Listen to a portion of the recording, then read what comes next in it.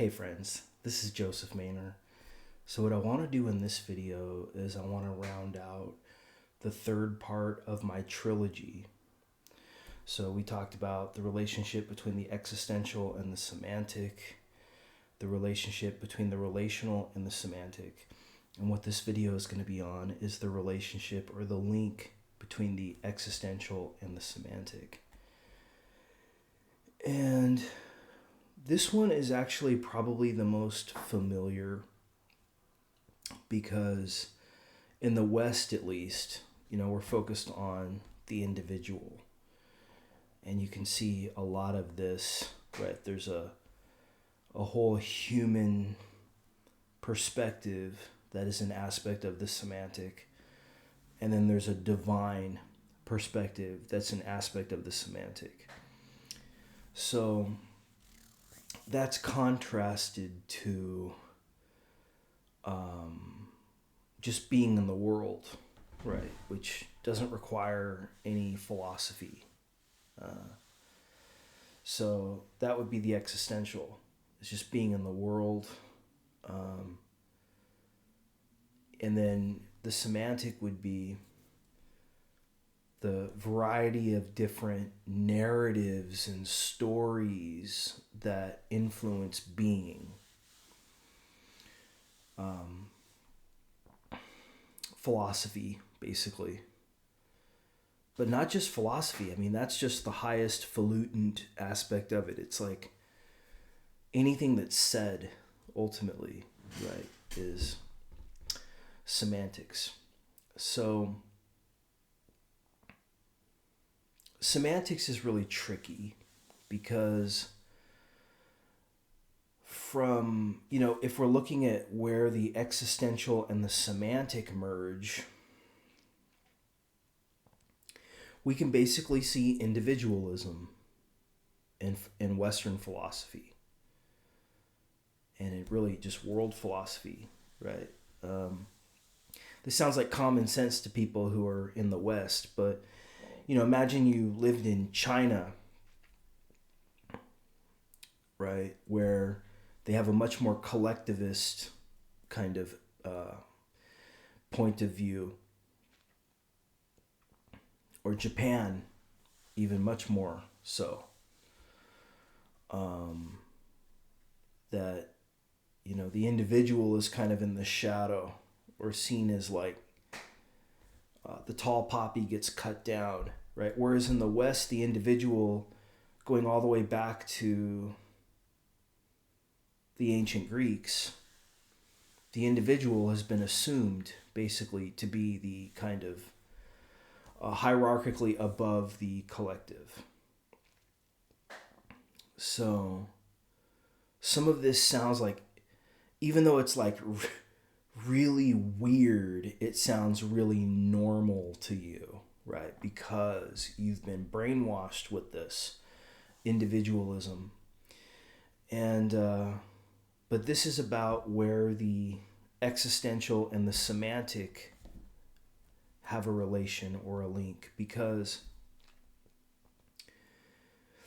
imagine, this is a kind of interesting thought story that I thought about a couple of days ago. I didn't know where it fit in, but now I can kind of see where it might fit in.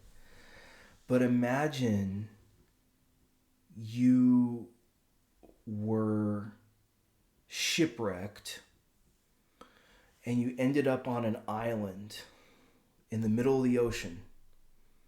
Kind of like Robinson Crusoe, if you guys have ever read that book. Or what's that movie with Tom Hanks?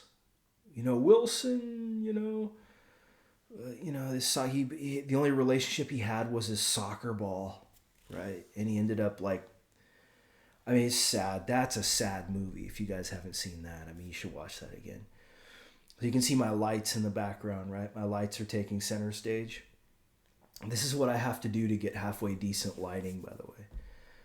But anyway, what I want to point you guys to something here, and this is, I thought it was profound.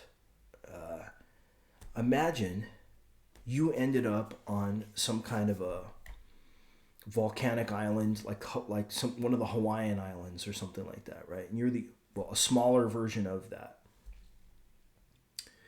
And you're the only human on that island. And you're able to survive and live until you're like 90s. Just imagine this. It's a thought experiment. How much do you really think about this? Put yourself in the shoes of the person who is on some kind of an island. They're able to live their life.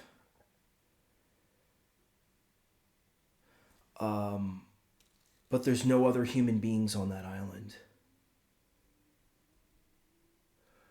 Let me ask you a question. How important is the relation going to be there? How important is philosophy going to be there? How important is impressing somebody going to be there?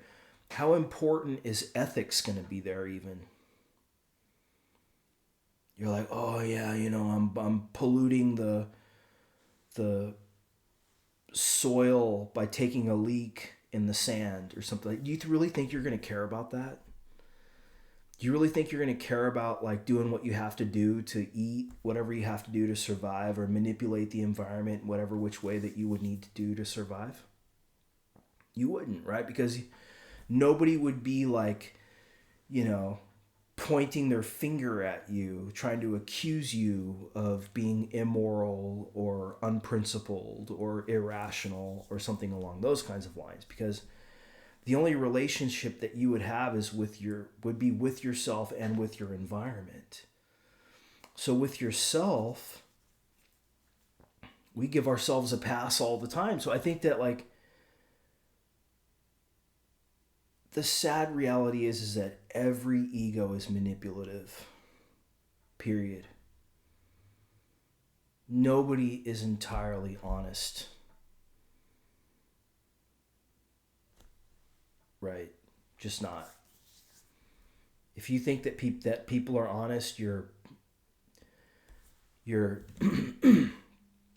applying a semantic narrative to the existential and to the other, actually, and to yourself. I mean, people are so delusional that they think that they're above being an ego or being conditioned. They will tell you that I am not like normal people. I'm different. I'm not conditioned. Right? I've reached a kind of perfection. It's like, dude, don't lie to me. Never lie to me. I can see right through that, man. Because the only person who would know that would be me. Because I've observed myself. And I've observed you too. But I know that you're more like me than you want to admit. The reality is that I know that I've played around with performance. And due to survival. That the devil is within me as much as it is in others. It's just how it manifests. And actually, this is the scary thing, for all you religious people, you're not going to like this. But the devil is true. The devil is real. The devil is good. To deny the devil is to create an ego, a puritanical ego, that's actually pleasing to the masses. That's why people who play this kind of puritanical game, this stage blue game, they have a certain amount of popularity because people have the devil in their shadow. But realize, no, you're the biggest devil. See, when you castigate other people as the devil, you're really just projecting. You're the biggest devil. You don't like that about yourself, so you have to find a reason to blame other people, which allows you to create a tribe of true believers around you who feel pure and elevated. But that's the biggest load of shit ever. Well, actually, not entirely, because it creates a system for people to do the work. So, in that sense, it's good. But is it true? Not really, right? Because true, as I interpret the word, means legit. And so, if you don't have the self awareness to realize that you're the biggest devil in your life, right, you're way off track. You're in the rough, right? You're in the weeds. It's like when you play golf and you hit the ball into the hazard. You're in the sand, or like worse off, like you hit the ball in the trees or in the water where you can't even retrieve the ball. But let's say that like you hit the ball like on an embankment and it's down in the sand and you're trying to like whack the ball out of the sand to get it back on the green. That's where you're at, right? You don't even realize that. When you what you're doing ultimately is trying to deal with your own traumas, or else you would have no problem. You would just go and take care of the things that you need to take care of in your life. Why are you hung up at all? Right? The reason why you're hung up is because you don't have your shit together. All right? Now, see, this is all about the theory of the individual. So the existential and the semantic. The existential is like being in the world, living your life. I can't think of a better pointer to that. You guys know what I'm talking about, right? Living your life. Okay? You may argue with me about something, but then that's the semantic. So if you don't even acknowledge the existential, if you're so roped into the semantic that you don't acknowledge the existential, I think you're some kind of a like high functioning, I hate to say this, but you almost seem like an idiot savant kind of person where like you can only think theoretically. So I just saw The Accountant 2 today. I should mention that. Which is a really good movie with Ben Affleck. If you guys haven't seen that, it's in theaters now. It's The Accountant 2. So he plays like a high functioning Asperger's character in that movie. And I feel like there's a lot of people that are like that, where they just don't, for some reason, they don't have self-awareness. They don't recognize the existential. They don't really relate with human common sense or human emotions. And so the only way that they can make sense of the human is through some kind of theoretical layer. And so I think a lot of these people do end up stuck in the semantic. They just have a blind spot with regard to the existential. And I feel like, a lot of my work is trying to help some of these people, because I'm kind of like this a little bit myself. And I've had people in my family who have been probably high functioning, I don't know, one way or the other, I just don't know. But like, I don't want to get that personal, but I'm just saying that like, or people that I've known. And so this is a real thing, because you can't escape the semantic. Like if you can't make sense of something conceptually, it's almost like you lack the senses to make sense of something existentially. You lack intuition. You don't understand feelings. You don't understand regular social interaction. You don't understand social interaction at all. Like, you don't want to. Well, that's different, actually. There's the difference, like, not understanding and not wanting to are two totally different things. But sometimes they do go together. But, so the existential is about being in the world, and the semantic is about the narratives, right, that sit up on top of being in the world. And so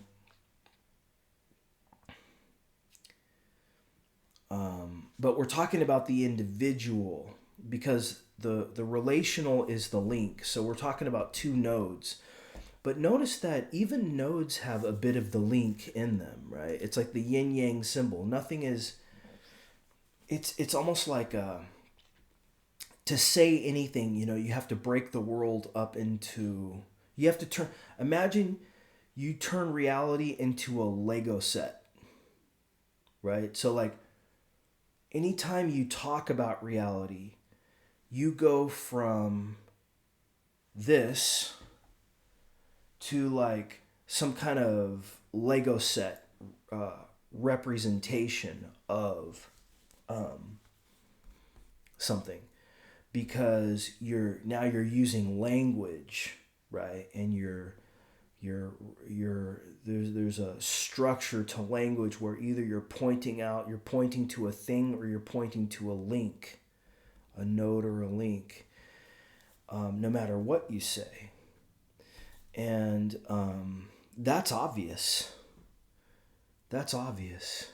Even to say that's obvious, right? That's pointing to whatever that points to. Or else it doesn't make any sense. What am I doing? Just jacking off, talking, like... No, like the idea of truth is the idea that somehow language corresponds to reality in some kind of a way. But that's not the only aspect of truth. The other aspect of truth is just being.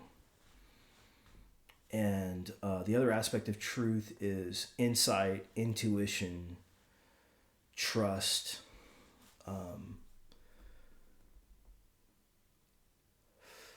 I will say this about hope, right? I'm not a big fan of hope. Like, there's a famous saying that like hope is not a strategy.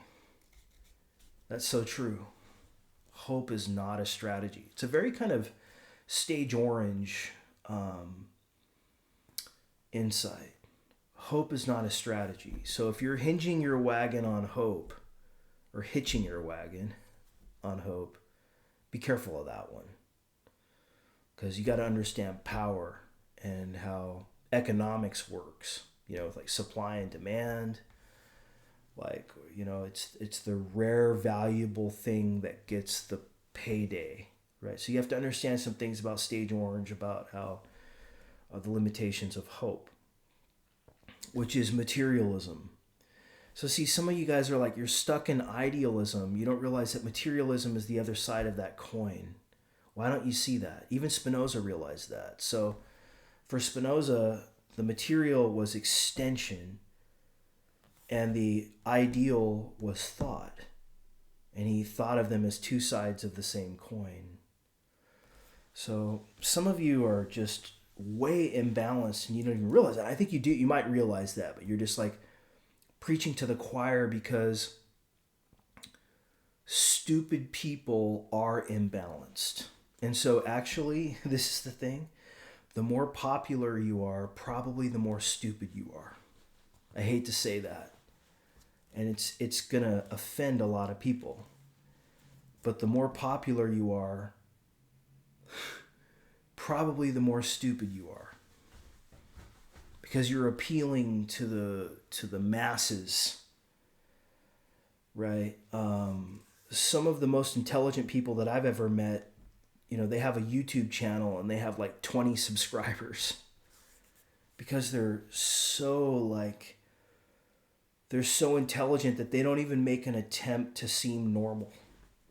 See, I kind of feel like I'm in the middle there, the kind of middle. I do and I don't make an attempt to seem normal. I try to just, let. But there is a side to me, and in fact, I'm not really happy with it necessarily. I think I need to do some work on it. That's a little bit too much of a people pleaser. It's an issue for me. And I settle. Like I feel like I don't take enough action to actualize in ways that I could if I wanted to. Like if I made some changes in my life. See, this is where the existential and the semantic have a link, But notice this is like human self-help. This is like Tony Robbins style self-help, right? So the semantic, it doesn't just land with the divine, it actually lands with the human, because the human is a semantic layer. It's a thought story. Okay, friends, so I'm going to take a break. I'll come back and we'll do the last 10 minutes. Just give me 1 second. All right, friends, welcome back. So I talked a little bit about the human, kind of stage orange, stage green, more stage orange self-help, Tony Robbins style self-help, like realizing that the semantic is the view of yourself as an individual. It's the narrative. And whether that's of the human or of the divine, what I want to do now is I want to switch over to what I mean by the divine, because it's been a long time since I've actually given you guys a definition, if ever, of what I take to be the divine. Well, the divine is your idealism, but not entirely. So again, remember your yin-yang symbol. So the idealism is going to be the yang, right? The masculine, the white. But the yin, or the black, is going to be the little bit of the ego or the human that exists within, or the material that exists within the ideal. The body that exists within the mind. See, when we say body, we say mind. Just like Derrida would say, you're neglecting the link. The link is being put in the shadow, or neglected, right? It's just being suppressed. Okay.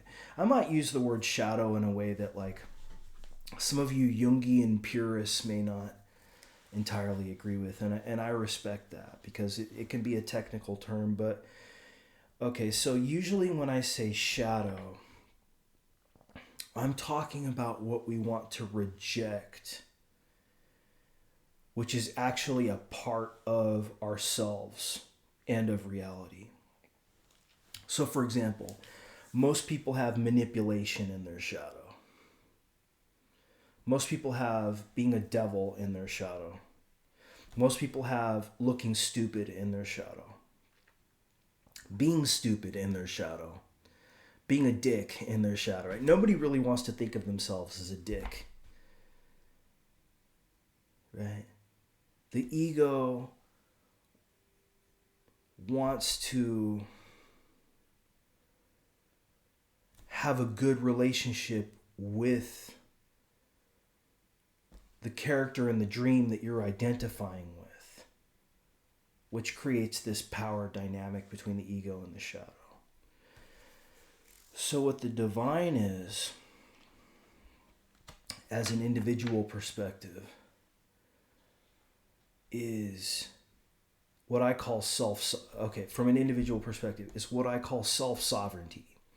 Other people might call this solipsism, which I think is, the ism just gives it away, right? Just right there. It's like you're attached to thought, right? You're not intelligent enough to realize the limitations of idealism or conceptualism or thinking, right? You're just stuck there. You're looping on that. So the divine, from an individual perspective, is about, some people say, well, it's about realizing that you're God. That's a good pointer. Definitely a good pointer. I like self-sovereignty, though. And it's about ultimately, like, trusting yourself as enough to be here. It's the awakening of the individual. That is the divine from the individual perspective. Now, the divine from the link perspective, or the relational perspective, is when you realize other sovereignty. So it's not just self-sovereignty. it's self-sovereignty and other sovereignty. And that's when you have a complete enlightenment, right? That's when you have both the crown and the heart. And then ultimately, the human would be the root. So you would have the human, you would have the material, the body, the heart, and the mind. You would have all of those. And then not even. See? So there's integration, transcendence, and then the wobble, or the not even, or the emptying of that. And so there's a paradox between like emptying and adhering. It was like being attracted towards something, like flies to a flypaper, versus just kind of drifting and being okay to kind of just drift. You notice that? And I don't even know like what's in control there. I don't need to know that. But the awareness that I have is constant. And that's the divine. The divine is, we might call it consciousness. It's the awareness of your life that is constant. And your intuition comes from experience of watching yourself, realizing your pros and cons from both a material perspective and also from a divine perspective. Although it's weird to think of the divine as a perspective. I mean, a lot of people think, oh, infinity can't be a perspective. Well, see that, think about that, because if you look at the yin-yang symbol, infinity would be yang, or yang, be the white, but the infinity contains the finite. Right? So mind contains the human, the ego. So you want both either yin or yang to be true, right? So that you're basically thinking in a context independent way, that like one node could be sovereign without relation. But you're neglecting just the most obvious thing, that your relationship with yourself is the most important relation. You're dealing with that all the time, actually, whether you realize it or not. That's the most important relation you have, is the relationship between you and yourself. So even when you look at the node, which is yang or yang, the individual, the masculine, it contains a little bit of the feminine. Right? Just like, if you look at a yin-yang symbol, the black contains a little white dot, the white contains a little black dot. Something Derrida was pointing out, you can't really have, when you assert a term or a node without a link, it's incomplete. So, the divine is a pointer, because we're having a conversation, we're talking. But those of you who know what I'm talking about, right, the witness is something, the witness as an individual, as a separate self. Those of you non-dual lunatics out there, right, you're going to hate this. But see, that's in your shadow. The separate self is in your shadow. There is a sense people are getting at this. You don't see it, right? You got the relation down, but maybe you have a blind spot with regard to the individual. And people misunderstand this, I think, from my perspective. I mean, from their perspective, who's to say? I don't know, right? I'm not them. But there is a deep sense that we're more than just being in the world. That we are a thing in the world that we can have a truth about. that can come down to semantics. Like, I can know that I am, and that exists up and over time and space even. Maybe not. But see, that's the semantics. Just like the human is an aspect of the semantics as well. So the semantic is not just about the divine, although a lot of it is. I mean, the human too is a story, right? That is very much an aspect of the semantic. Because being in the world, I mean, if I'm sitting here and I just decide to like draw something, or even making this video, the reality is I'm both thinking and not thinking while I'm making this video. This is a total flow state for me. See, that's the thing. People think, oh, this guy, he must be thinking, or maybe you think, oh, he's not thinking because he's stupid. I'm not doing anything, man. I'm watching this happen as much as I am creating it to be. But that witness that's there, that's observing, never changes. And that, right, is the divine. Right? So that's the constant without a second. The I am. But even that, see, you can get to higher stages on the path where you realize even that is like a position that you're advancing and supporting. You can even get beyond that where you can empty yourself of that, which is kind of what Zen, it's the difference between Advaita Vedanta and Zen. Okay, friends, so my time is up. I'll talk to you soon. Hopefully I didn't bother you too much with these videos, but I just felt like I needed to get these out.